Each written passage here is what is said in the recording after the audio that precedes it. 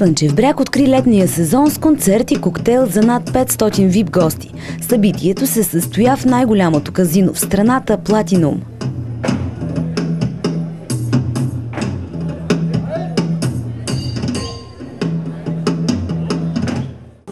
На церемонията присъства министърът на икономиката и енергетиката Делян Добрев, придружен от заместник-министъра с ресор туризъм Иво Маринов.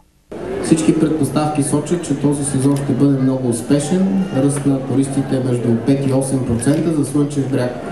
Са още по-добри прогнозите, може би 10% ръст на туристите. Организаторите от Съюза на собствениците и Слънчев бряг АД за първи път посрещнаха сезона заедно.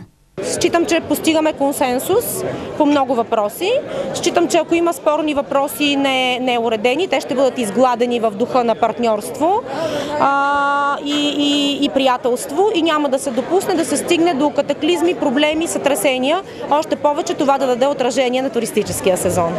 Изискани специалитети и над 200 кг плодове бяха поднесени на гостите, а за доброто настроение се грижиха Тони Димитрова, група Д и младежите от 5-те сезона.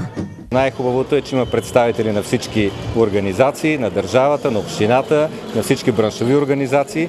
Един хубав повод да събере всички, да ги обедини в името на един добър сезон.